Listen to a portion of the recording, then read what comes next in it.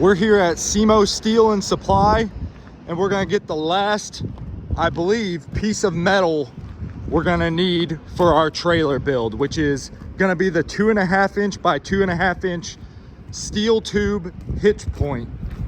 I came to the drop pile and I found what I needed over there with that flat bar.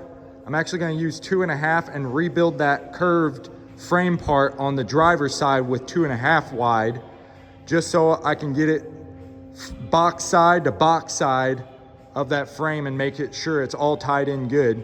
My guy Jared here helped me find it, and we're gonna head home and try to slap this to the Jeep. Doug just got me set up with this metal. Thanks, Doug. No problem. Thanks for your business. See you next time. Yes, sir.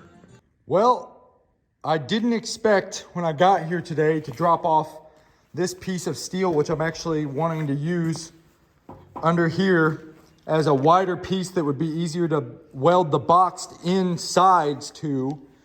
Dad apparently has already came up here and he's at least tacked this piece on the inside to brace it together. I don't know that he's welded this bottom curved piece, but he definitely got it clamped in there good.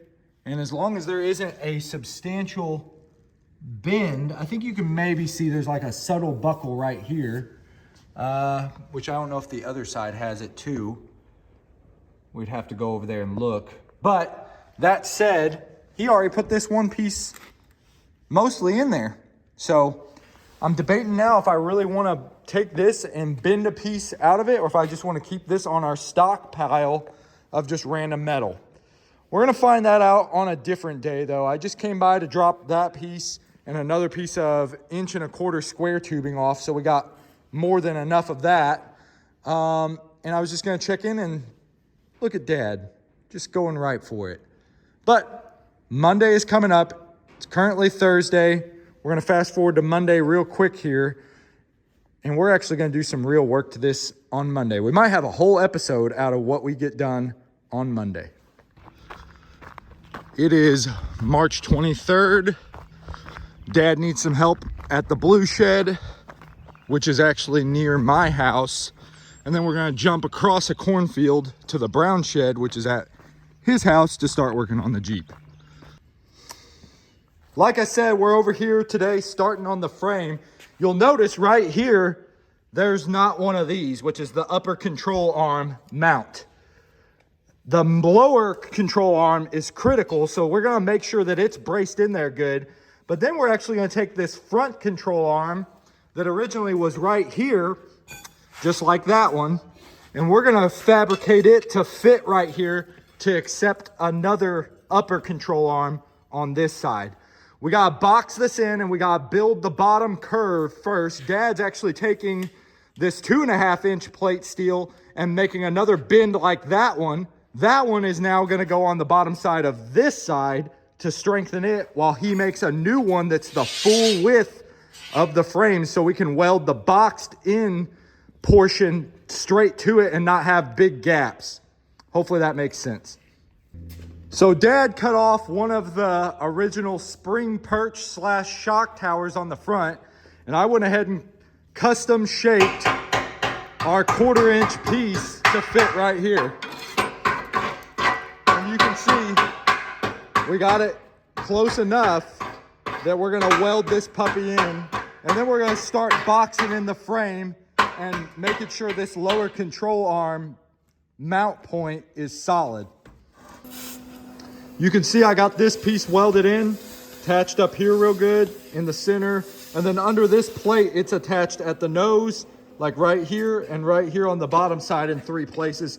Now we're gonna take a piece of steel and box this in all the way to where it goes past, and then we'll cut the excess out.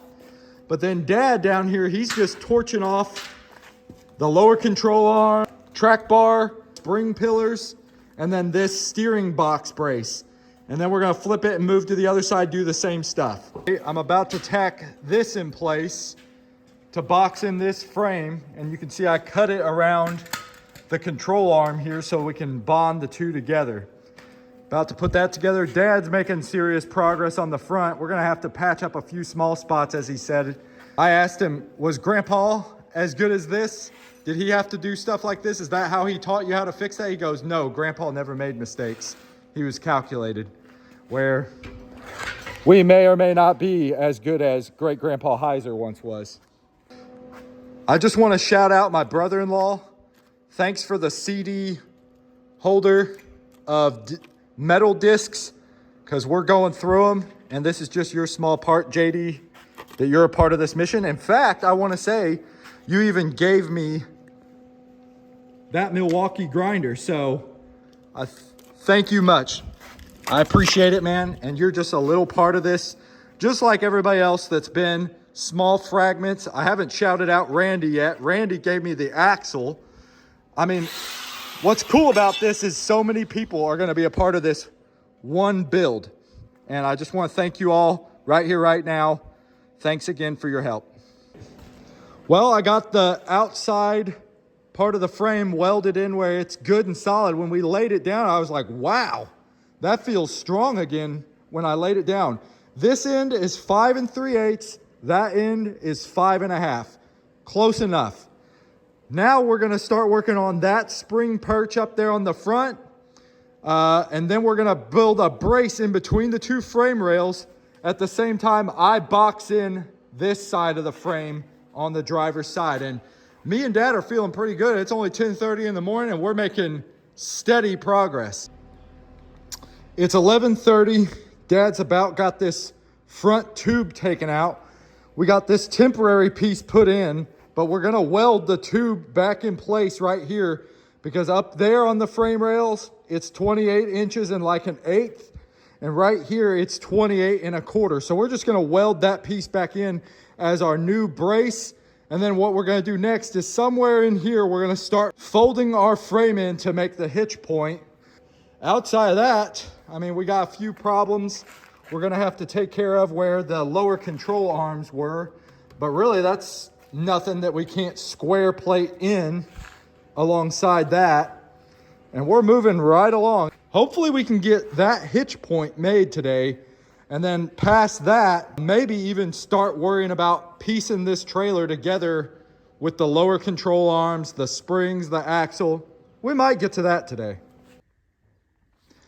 Dad and I just had lunch. He's going to help my brother-in-law. I'm here alone now working on it, and I'm gonna bend in the frame rails on the front. That's what we're gonna work on. I spray painted some of it to make it look, you know, not so rusty, give it a nice layer of paint to put it back in service. But we've got a lot done. I'm probably gonna work on that frame rail with the rust after I get these bent in where they're touching right in here. So let's do that. So we got these bent in back here, and the secret number was measuring off this 3 inches back, making our first slice, and then measuring off this to 2 1/8 back and cutting out our pie.